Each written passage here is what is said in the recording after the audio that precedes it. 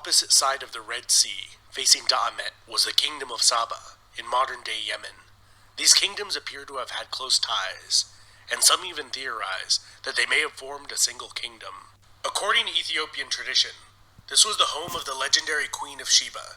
She converted to the faith of Solomon of Israel, and bore his child, who returned to Ethiopia to rule as king, beginning a long line of Ethiopian kings who claimed direct descent from King Solomon. The Ethiopian Church today maintains the Ark of the Covenant was brought to this ancient kingdom during this period, and is being kept safely there under guard for more than 2,500 years. For unknown reasons, Da'amat gradually eroded into several city-states and successor kingdoms around 400 BC. One of these, Aksum, would evolve into the first well-documented great power to rise in Ethiopia, and was able to unite the northern Ethiopian highlands beginning around the 1st century BC, where they established bases on the Ethiopian plateau and from there expanded. By the 1st century AD, they became a major player on the commercial route between the Roman Empire and ancient India. A notable Persian religious figure and scholar of the time regarded Aksum as one of the 4 great powers of his day, alongside Persia, Rome, and China.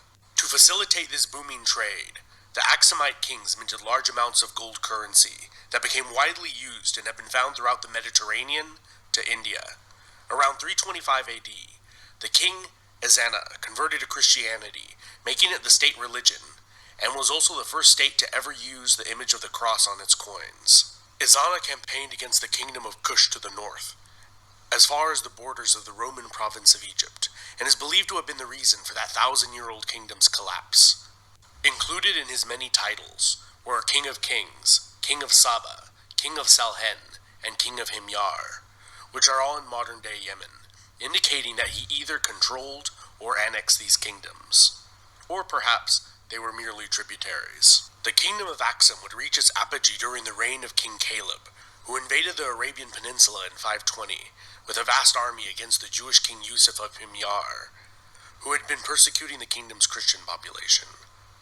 5 years after installing a native Christian viceroy, one of his own Aksumite generals killed the viceroy and declared himself king of Himyar. This general turned king, Abraha of Himyar, is mentioned in the Quran for his failed invasion of Mecca in the year 570.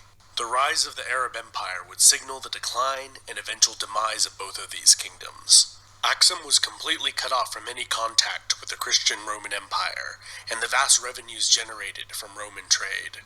The kingdom of Aksum had a slow decline and began to contract back into the highlands. The kingdom of Alodia formed on its northern border and converted to Coptic Christianity and spoke a Nubian dialect, in contrast to Aksum's Semitic dialect and script, used since the days of Da'amat in the 9th century BC. According to Ethiopian tradition, around the year 1000, a female pagan warlord overthrew the kingdom of Aksum, laying waste to the land, burning ancient churches to the ground, and hunting down all members of the royal family of Aksum.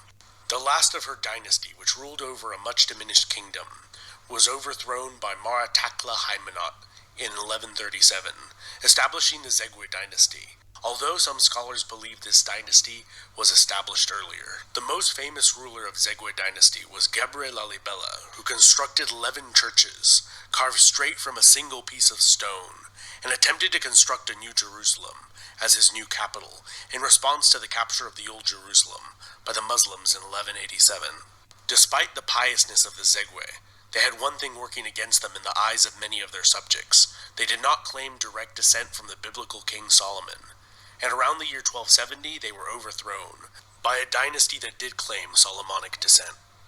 This Solomonic line of kings ruled Ethiopia for more than 700 years, with a brief interruption during the 14-year Abyssinian Adal War, in which the Adal Sultanate was able to annex Ethiopian Abyssinia with Ottoman help, only to be beaten back to their original borders by the Ethiopians with Portuguese assistance. The Age of Princes was a period in Ethiopian history from 1769 till 1855, when the country was de facto divided within itself into several regions, with no effective central authority. It was a period in which the emperors from the Solomonic dynasty were reduced to little more than figureheads, confined to the capital city of Gondar, and local warlords fought each other for supremacy. This came to an end with the reign of Tewodros II, who re-established his dynasty's authority over the nation. However, this respite was short-lived, and he would commit suicide instead of being taken prisoner by a British expedition. The British would sack the Ethiopian capital and carry the Solomonic dynasty's crowns and treasure they had accumulated over the centuries back to Britain. Ethiopia's troubles were not over, and in 1874, the Ottoman-backed Ismail Pasha of Egypt invaded Ethiopia with the goal of creating an empire that would include the entire length of the Nile River. His sizable army included a large number of recruited American and European officers. The Ethiopians had been working hard on organizing and modernizing their military since their experience against the British, and were able to utterly defeat the Egyptians in 2 decisive battles. The Ethiopian Emperor Yohannes would die in battle against a Sudanese raiding force 13 years after defeating the Egyptians. His successor, Menelik II, would expand the Ethiopian Empire and defeat a full-scale Italian invasion. The technologically superior Italians were decisively defeated in a bloody war that they expected to be a casual affair. 40 years later, masterminded by the Italian journalist turned dictator Benito Mussolini, the Italians invaded again, this time sending an overwhelming force of approximately 500,000 men, 600 aircraft, and 800 tanks. Despite this, the war was still a long and bloody affair. The Italians gained little from the annexation and committed widespread atrocities against the Ethiopian population, which they never fully managed to control. Ethiopian Emperor Haile Selassie returned to Ethiopia from exile in England to help rally the resistance. The British began their own invasion in January 1941 with the help of Ethiopian freedom fighters. The last of the organized Italian resistance in Italian East Africa surrendered in 1941, ending the Italian rule. The Solomonic monarchy was fully restored after the war. In the decades that followed, Haile Selassie would begin to slowly implement democratic reforms in the nation. However, many blamed his grasp on power for the slow pace of modernization. During the Cold War, Selassie received the backing from the United States, and when widespread drought and famine hit the nation in 1974, the aged monarch was overthrown by a socialist faction in the military. They viewed Selassie as an agent of the corrupt capitalist West, and united with Eritrea, forming a larger chaotic state that was plagued by infighting and disastrously planned and implemented socialist policies.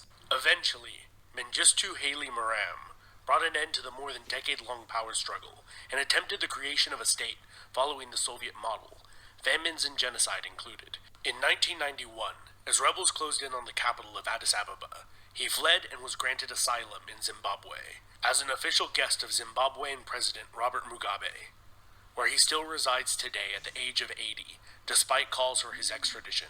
This was followed by a transitional government in Ethiopia, which drafted a new constitution allowing any of the nation's ethnic regions to secede if they ever wanted to.